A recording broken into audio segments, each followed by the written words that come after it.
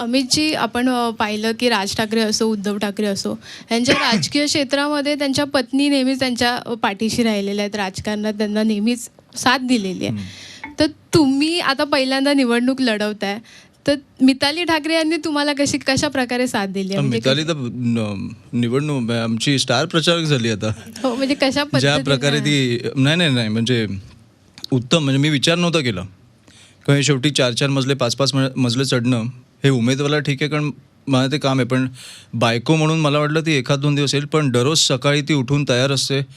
अमित त्यांना विचार, तयार झाले का, सगळी तयारी झाली आहे का, कधी निघायचं आहे. त्याच्यामुळे तो जो सपोर्ट आहे तो माझ्यासाठी अनबिलिव्हेबल आहे.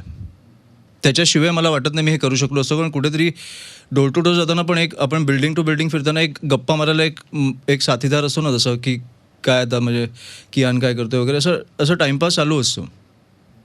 त्याच्यामुळे तो एक सपोर्ट खूप इमेन्स आहे माझ्यासाठी. अगदी ह्याला जोडून मला प्रश्न विचारायचा होता, मिताली आणि तुमच्यातला संवाद आता बदललाय का? कारण पूर्वी तुम्ही निश्चित वेगळ्या गप्पा मारत असाल, मात्र आता तुम्ही जेव्हा राजकारणामध्ये आलात आणि प्रचार दौऱ्यादरम्यान तुमचं एक वेगळं बॉन्डिंग पुन्हा वेगळ्या पद्धतीने झालं असेल, आता तुमच्या गप्पांचा सूर बदललाय का? हो, बऱ्यापैकी. तुम्ही काय चर्चा काय करतात? निवडणुकीनंतर पण मला ह्या पद्धतीत तुला मदत करायला आवडेल की कुठे काय होत नाही तर मला तो फॉलोअप घेऊन ते काम लगेच करून घ्यायला आवडेल. तर हा सपोर्ट खूप आहे आणि ह्या गप्पा चालू झाल्यात आता. त्याच्यामुळे तुम्हाला कसं वाटतंय आधीचं तुमचं रिलेशन? मला खूप आवडतंय की ती एवढा इंटरेस्ट घेते, कारण शेवटी ती पॉलिटिकल सायन्स शिकलेली मुलगी आहे. अच्छा. हो, रुईयामधनं. त्याच्यामुळे हा इंटरेस्ट ती घेते, माझ्यासाठी खूप मोठी गोष्ट आहे.